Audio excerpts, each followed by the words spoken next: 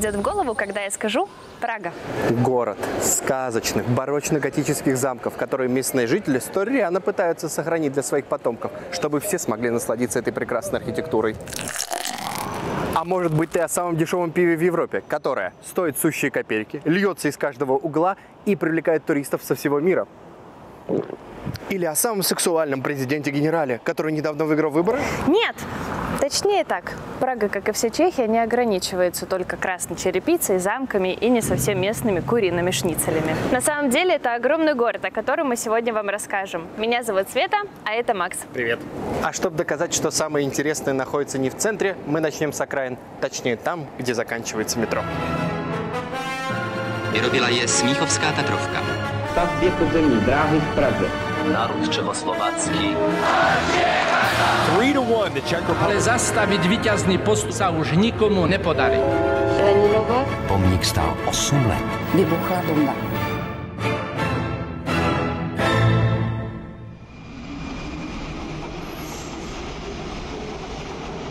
Terminal station. Please exit the train. Это место знакомо каждому, кто хоть раз болел в Праге. Ведь стоит вам только чихнуть, и вы окажетесь в самой большой больнице города. Саму больницу Матол начали строить в 1939 году, а свой титул одной из самых больших больниц в мире она держит с 70-х годов. Здесь 2199 больничных коек, а в год госпитализируется около 70 тысяч пациентов.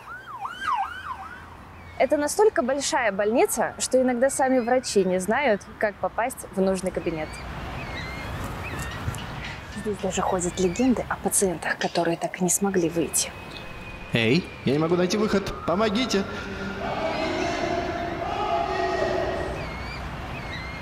Местные так и не разобрались, почему район называется Матол. То ли потому, что здесь была деревня с таким названием, то ли из-за вида бабочек, которые здесь водились. А может, название произошло от старого слова «мот», что значит «мутный» или «грязный». Но местным так понравилось название, что им решили назвать вообще все.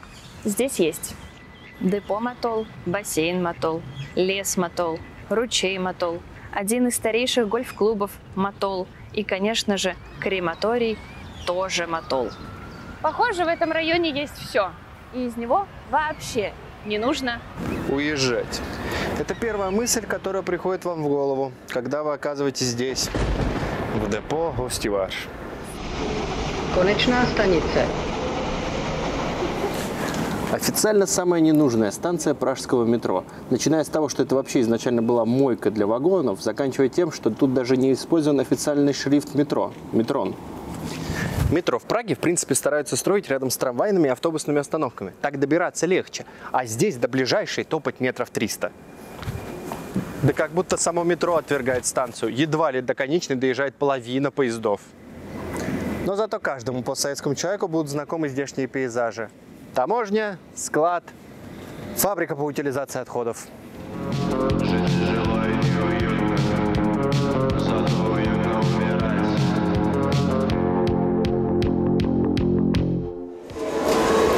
Даже местный торговый центр, в котором ты ходишь по кругу, напоминает что-то из Данте. Ох, поехали отсюда.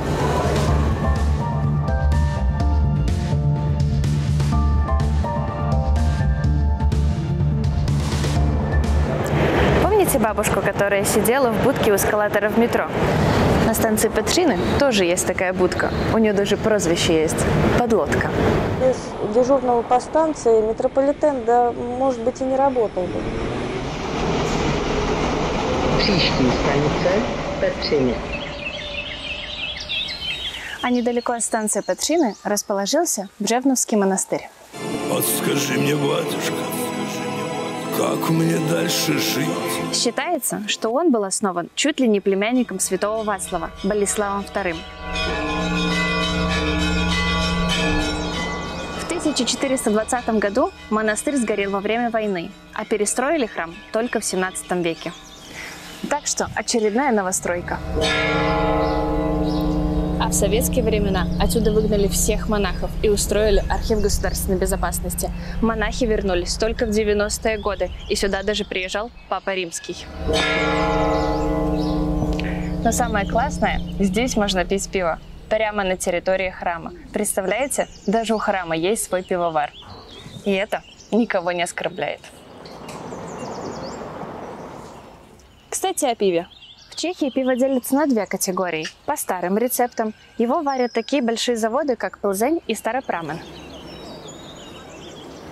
Старый рецепт, выдержанный годами, который ты пьешь с наслаждением каждый раз, как в первый. Или пивоварни поменьше, которые варят крафтовое пиво. О, крафтовый пивасик. И раствориться в абсолютном блаженстве. Так кто же сказал, что рай на земле невозможен? О, вот это ништяк, вообще послевкусие, вишня там, все, вот это хуишня, ё-моё, я не знаю, вообще хипстерский новый рецепт, а упаковка, вообще стиль, стиль.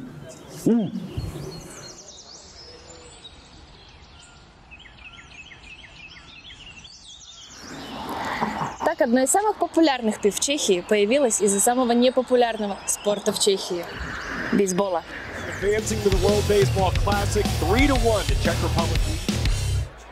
Эта история началась так. Наш герой, Адам Матушка, хочет поддержать команду, в которой играет. Чтобы помочь финансово, он изобретает свое пиво, и его начинают продавать на стадионах. Команда так улучшает свое положение, что даже участвует в мировом турнире в Японии. В связи с чем Матушка варит японскую версию своего пива.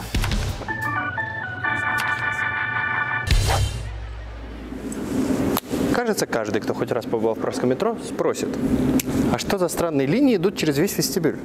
Так вот, это специальные линии, которые помогают ориентироваться незрячим людям. И вообще-то Скалка – первая станция, на которой установили алюминиевые карты для слепых и другие вспомогательные средства. Что ж, после следующего нашего сюжета зрячие позавидуют слепым.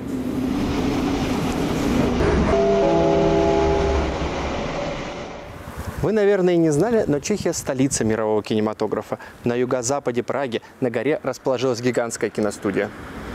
На студии Баррандов создавались такие фильмы, как «Миссия невыполнима», «Казино Рояль» и даже первый и единственный хороший фильм про Нарнию. Так вот, именно сегодня мы приехали в ее филиал на Скалке.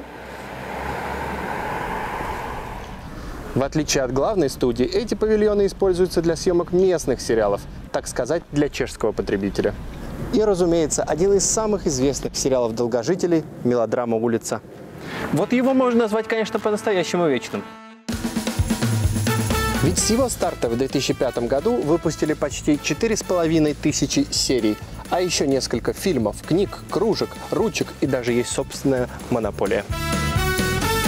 Концепт простой. Главные герои живут на одной улице, соседи постоянно меняются, и только вот этот дед живет с 2005 года. И поскольку мы очень любим вас, наших зрителей, и очень не хотим, чтобы вы когда-либо смотрели этот сериал, вот вам краткий пересказ одной из серий.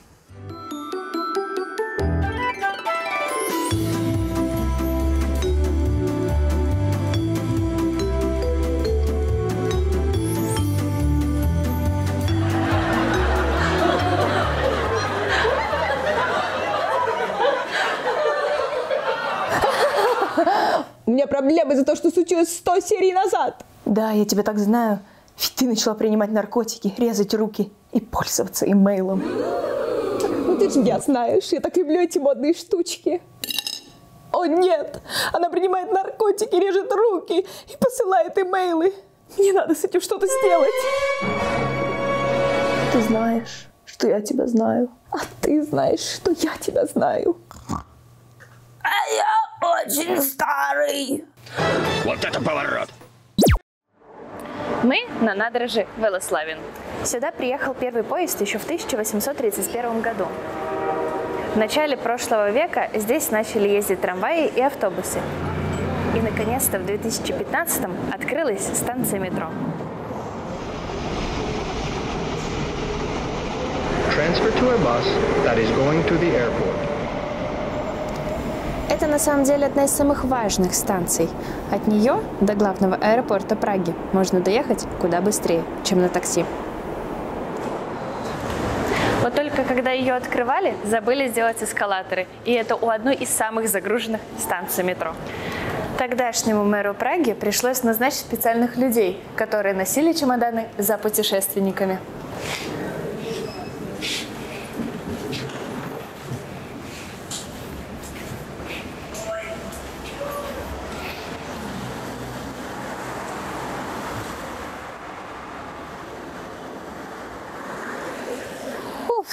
И исправили эту ошибку только спустя 2 года.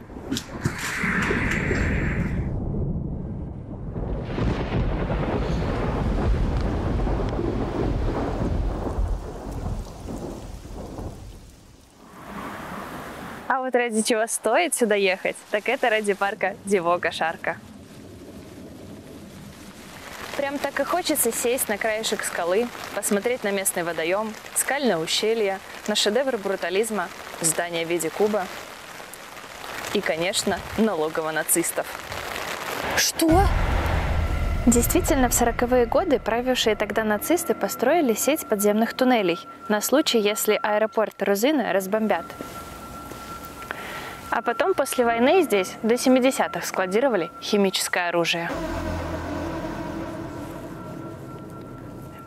Кажется, именно тут, среди зарослей, вход в бомбоубежище. Остается только догадываться, что там творилось.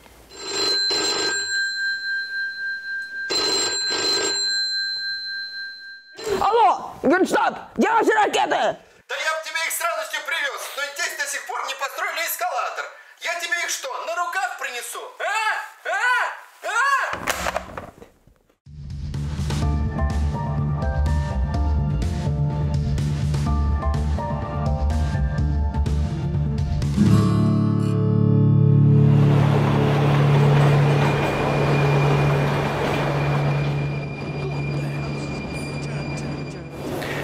Мы на станции Страшницка, а за мной лестница в никуда. Когда-то здесь планировали построить новый район, но планы не сбылись, и лестница так и осталась закрытой. И кажется, что в этом районе больше нет вообще ничего интересного, но когда-то здесь был центр городской жизни.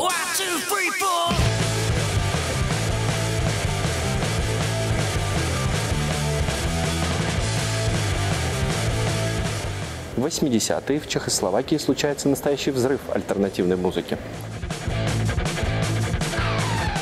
В отличие от Советского Союза, где можно было устроить разве что квартирник, в Праге все рокеры, готы, панки и даже блюзмены устраивают настоящие концерты на окраинах городов. Нет, они, конечно, пытаются выступать в маленьких ресторанах в центре города, а также как-то раз арендуют корабль, чтобы справляться по Волтаве и выступать просто так. Но настоящее веселье происходит здесь, в маленьких домах культуры. Как, например, дом баррикадников, его ласково называют Барча. Это сейчас он похож на замызганную таверну с тихими стариками. А тогда это центр музыкальной свободы, в котором выступают самые популярные исполнители того времени. Для жителей Праги это был неплохой способ послушать любимую музыку, купить технику, дом еще работал как рынок сбыта кассет и плееров, а еще сбежать от назойливого СТБ, местных КГБшников. Но уже в начале 2000-х эти клубы становятся не особо популярны и начинают терять аудиторию.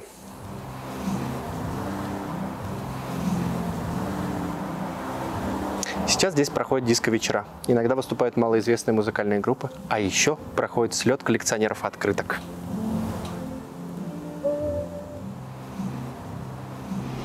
Prosíme, vystupte.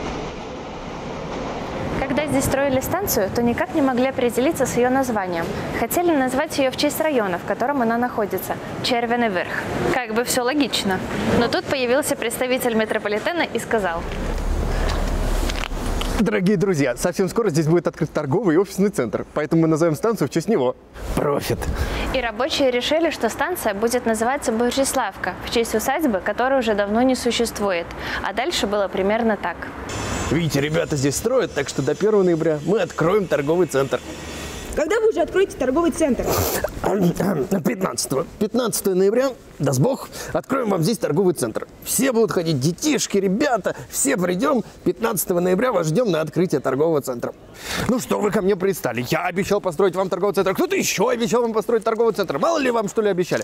Когда сделаем, тогда вас позовем. И они сделали спустя 6 лет после открытия станции. Зато тут лавочки сделаны из деревьев 17 века, о чем они гордо сообщают на Фейсбуке. На самом деле, каждый, кто живет в Праге, со временем привыкает к непроизносимым названиям районов, таких как Глубочепы, Гридолжезы, Долни Мнехолупы и, конечно же, мои любимые Бажантица. Район, в который мы сейчас идем, не похож названием на другие. Раньше он назывался Виноградской горой, в честь виноградников, которые тут разбили. А потом на их месте в XVIII веке построили замок. И в честь владельца здания, Ганса Паула, местные со временем переименовали и район в Ганс-Паулку. Теперь здесь стоят одни из самых элитных вилл в Праге. Например, здесь жил знаменитый график Ежи Радгоуски, создатель шрифта «Метрон» для пражского метрополитена. А тут в вилле в стиле функционализма жила актриса Лида Баар, которая любила принимать солнечные ванны на крыше своего дома. К несчастью, после войны Лиду и ее семью обвинили в коллаборации с нацистами. И хотя через пару месяцев обвинения были сняты, сестра Лиды, не выдержав унижений, спрыгнула с этой самой крыши.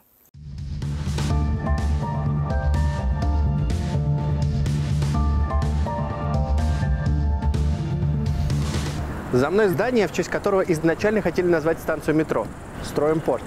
Эта махина сменила кучу названий, но лучшее, как по мне, «Касабланка Инк». Так пусть же и наша дружба только начинается, а чтобы не потерять друг друга, подпишитесь на канал.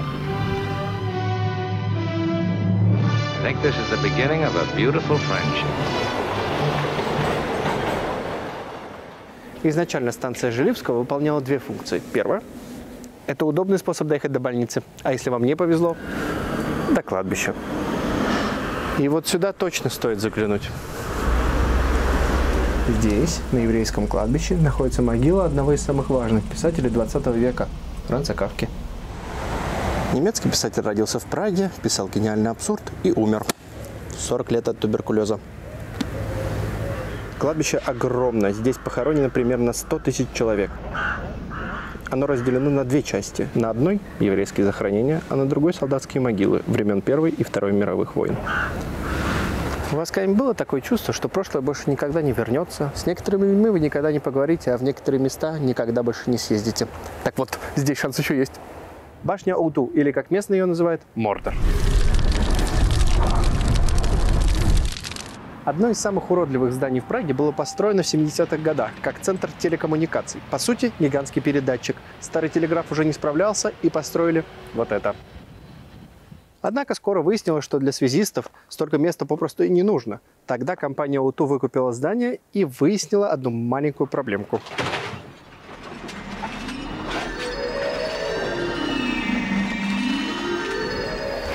Эй, шеф, а еще стену-то делать будем? Ну как? За асбест, конечно.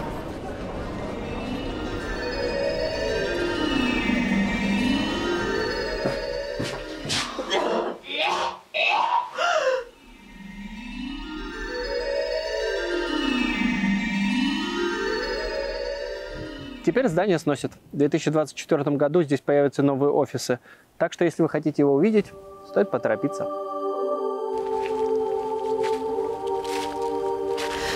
Держитесь, мастер Фродо. Вы почти уже у Мордора.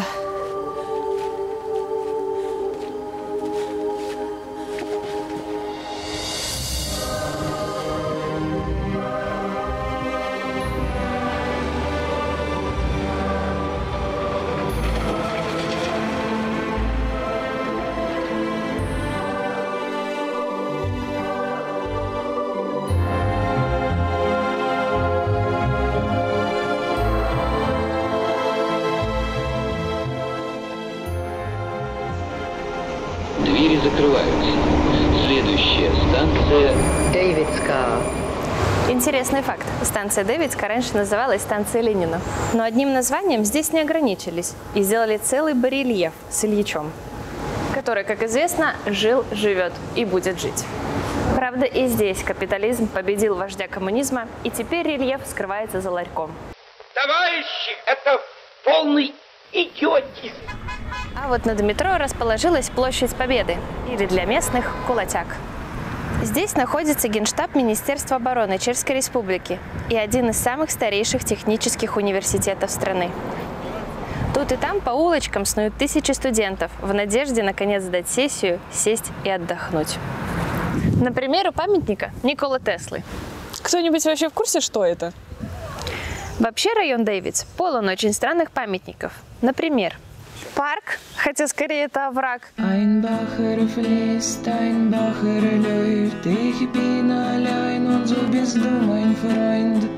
Четвертого канцлера Германии Вилли Бранта, который никогда не жил в Чехии, но сделал многое для международных отношений. Или вот, например, мы в парке Лосара Карденаусу, президента Мексики, в далеком 1934 году.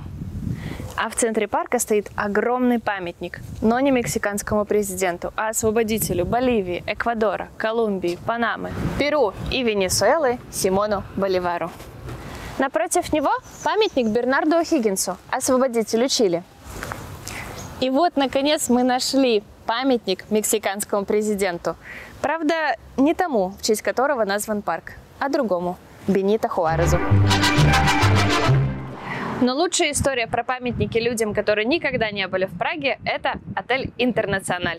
Врубай нарезку!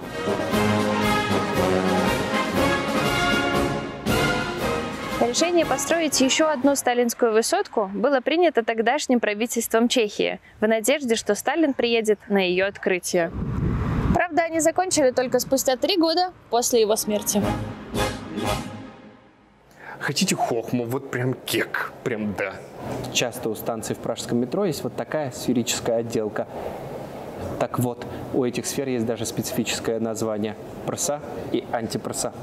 Или сиськи и антисиськи. Ukončete prosím nástup, dveře se zavírají. А вообще еще 100 лет назад здесь на Флоре был другой город. До того, как его присоединили к Праге, он назывался Краловские Винограды. И его жемчужиной был огромный завод по производству пива. Его в складчину организовали жители города. Со временем завод забросили, а на его месте хотели построить новые жилые кварталы. Жители были против, но тут очень кстати развалины кто-то поджег.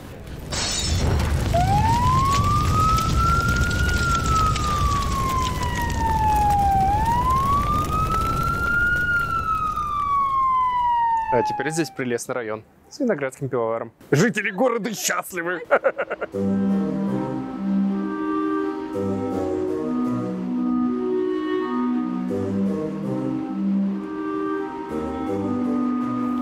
Остальная часть района – это виллы. Как, например, эта за моей спиной. Она принадлежала братьям Чапок. Как должно быть удобно жить на улице, названной в твою честь. Но сегодня нас интересует другое место.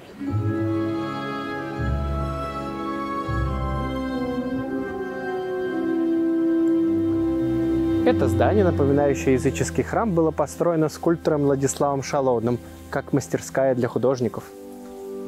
Считалось, что в нем проводились спиритические сеансы и потусторонние обряды. И надо сказать, в это верится, если рассмотреть его поближе. Осталось только узнать, если есть метро Флора, то где же фауна?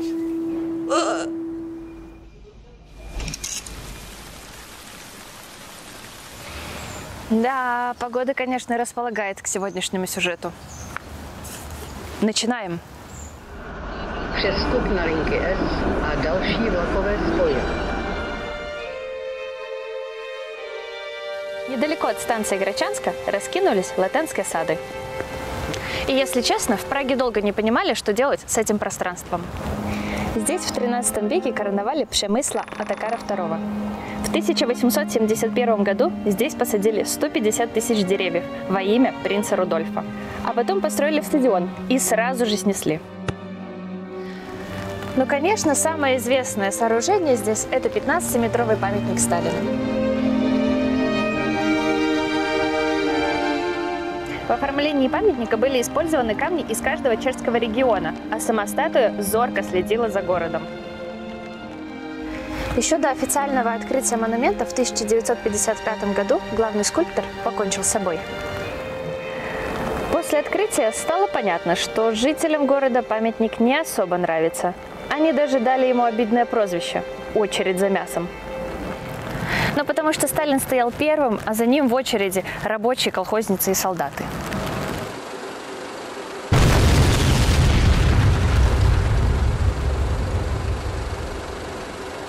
В 1962 году памятник убрали, а голову Сталина спрятали в хранилищах под монументом. Потом в этих же подземельях хранили картошку. Хотели построить океанариум, а в 90-м устроили первое независимое радио Советской Чехии – радио «Сталин». В конечном счете на месте памятника установили метроном, который должен показать – время неумолимо для всех. Příští stanice Jiřího z Poděbrad.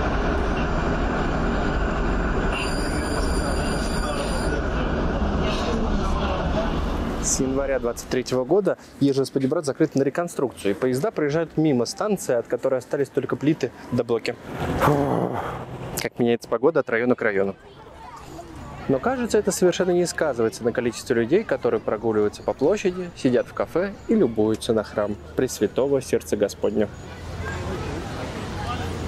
Помимо странной архитектуры, храм также может похвастаться необычными проповедями. Здесь их читают на украинском, чешском, латыни, и есть даже специальные мессы для ромов. Но одна из самых интересных историй здесь произошла в 2018 году.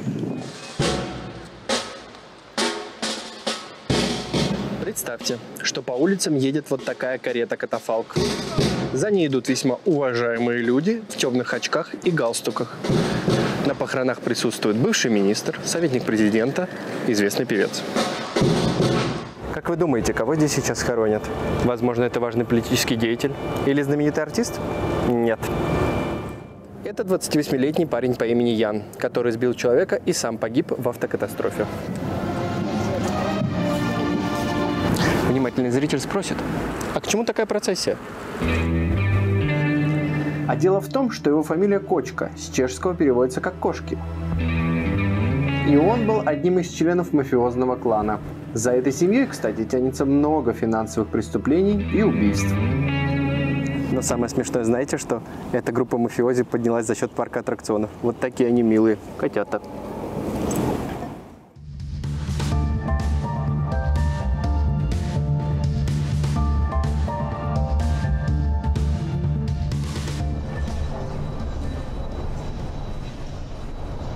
Станция Малостранская открылась в 1978 году, а скульптура на ней выполнена в стиле барокко.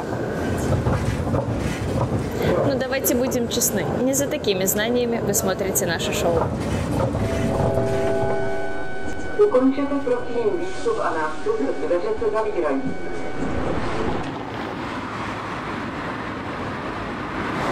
А вот тут по-настоящему весело. За мной находится тайная станция метро для чешской власти. Считается, что приказ построить такую отдали чуть ли не в 1939-м. Правительство несколько раз отрицало, что тут есть станция, но на случай, если они все-таки когда-нибудь признаются, у нас есть идеи для ее названия. Станция гражданина Гавла, Клаусова, Земановка, бравого солдата Павла. Эта тихая, незаметная улочка наверху холма ведет к Крамаржевой вилле. Месте, где с 1998 года живут и работают чешские премьеры. А построил ее первый премьер-министр Чехословакии Карл Крамаш.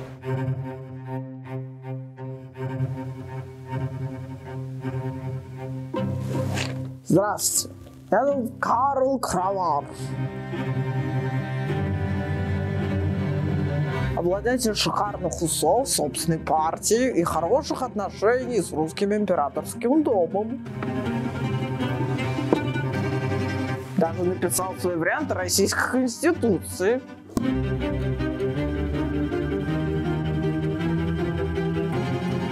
А еще построил чудесную виллу на холме, чтобы ни одна сволочь с Пражского града не смотрела на меня сверху вниз.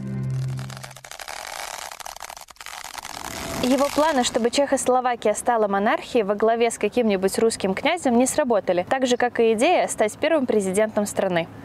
В итоге, побыв премьером чуть меньше года, он проиграл выборы. Но зато благодаря ему премьеры на вилле и президенты на граде никогда не смотрят на друг друга сверху вниз. Кстати, вот вам такой маленький фактик под конец. В советское время на Малостранском наместе в башне церкви Святого Николая вот тут сидели представители спецслужб. Ведь из нее открывается идеальный вид на американское посольство.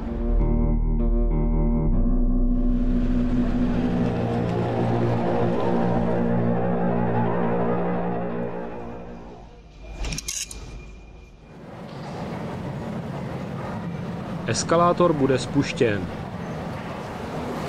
Добро пожаловать на намнести миру. И если вы выдержите подъем по самому длинному эскалатору в пражском метро, то сможете подняться в вестибюль. Dobrý den. Tady se nesmí natáčet. Proč? Укажете?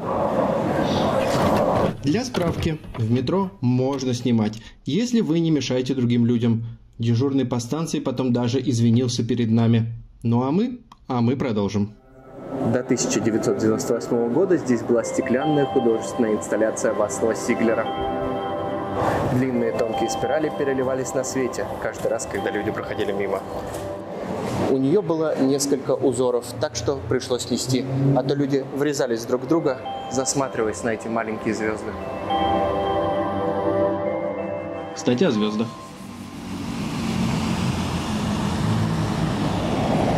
На площади находится католическая гимназия. Часто студенты ходят на проповеди в храм Святой Людмилы по соседству. На крыше самой гимназии установлен телескоп. Так ученики могут следить за Божьим промыслом и на других планетах. Eppur si muove. Да не может быть. Здесь, недалеко от места, где когда-то жил основатель чехословацкого государства Т.Г. Масарик, на Нусельских сходах проводили тест-драйвы автомобилей «Шкода».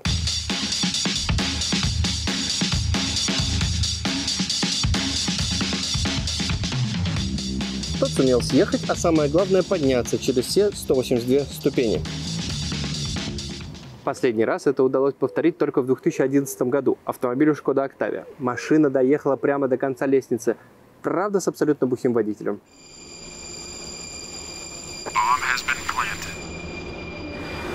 Мы недалеко от метро Старомнеска, а за мной дом семейства Рот. Здесь жил бизнесмен Владислав Рот, который еще в 1889 году, почти за 85 лет до открытия первой станции метро, написал предложение в районную мэрию с идеей открыть в Праге подземную железную дорогу. Метро должно было идти из Карлина и до района Подоле. Его идея тогда не прижилась, но дело Рота до сих пор живет. Например, за углом находится скобяная лавка его имени, которая, по заверениям нынешних владельцев, открылась в 1840 году. О, слышите? Работает. Любопытный зритель спросит: а почему к памятнику Яна Гуса ведет лестница, а забраться на нее нельзя? И действительно, вот старые фотографии. Люди могли сидеть рядом с памятником, и никакой клумбы рядом нет. А связано это с терактом, который произошел в июне 1990 года. Тогда страна только начинает свой демократический путь, и на одной из самых заполненных площадей Праги гремит взрыв. Пыль, кровь. 18 человек ранено. Кто-то положил трубу, как та, что у меня в руках, начиненную металлическими осколками, некоторые из которых даже долетят до домов поблизости. Президент Гавел заявит, что это проверка на стойкость для новой власти, а самого исполнителя так и не найдут.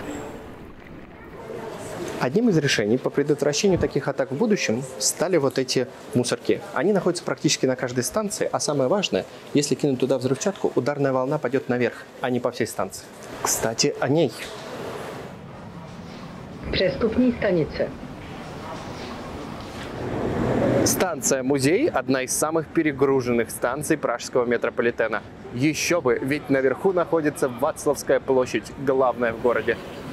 Ее венчает Национальный музей, состоящий из двух корпусов – старое здание и новое. За моей спиной когда-то сидело федеральное собрание. Сначала советской, а потом и независимой Чехословакии. Do budoucna jsme povinni v vztazích mezi Českou a Slovenskou republikou zachovat v nejširší možné míře vše vzájemně výhodné a pozitivní z minulosti. После развода Чехии и Словакии здание оказалось ненужным, и в него переехала Радио Свобода. Говорят, что для журналистской деятельности оно не особо было приспособлено. Зато чего здесь было в достатке, так это невероятного количества туалетов. А после атаки на башни-близнецы в 2001 году на каждом углу улицы решили поставить бронетранспортеры для защиты свободной журналистики.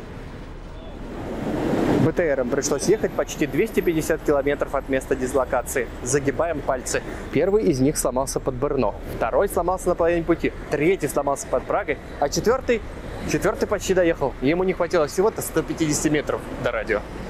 Казалось бы, злоключения закончились. Но в первую же ночь у БТРов украли фары и заменили на цветы.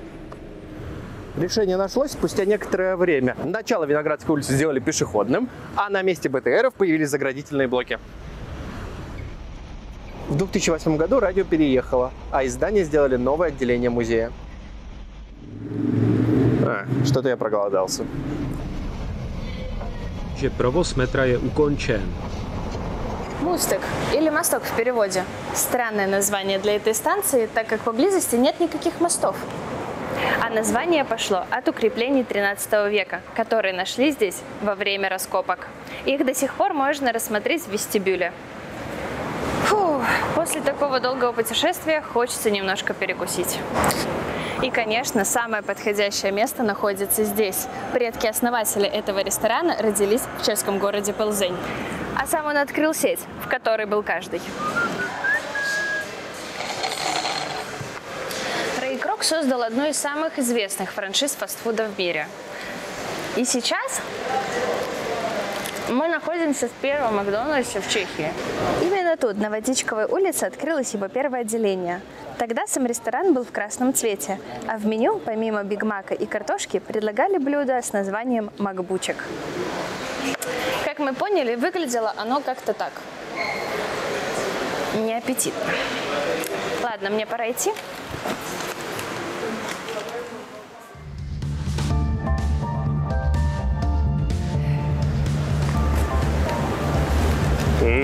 Бачок. А на этом наше путешествие заканчивается. Мы обязательно вам расскажем про другие, не менее интересные места Праги. А пока? Пока. Наконец-то! Этот кошмар The way my heart dissolves whenever you're around. My head starts spinning round, round, round, round, until it hurts to think of you. And alcoholic dream is what you think it is. Sometimes when you receive a text from me, well, I'm being day drunk and not again. I know the time has come to say goodbye.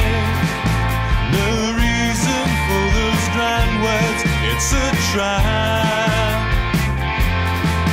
It's been so long since we talked last time. I wonder what your voice may sound like now. So wait until I call you. Oh, give me a reason to. Give me a reason to. Just give me a reason to stay with you.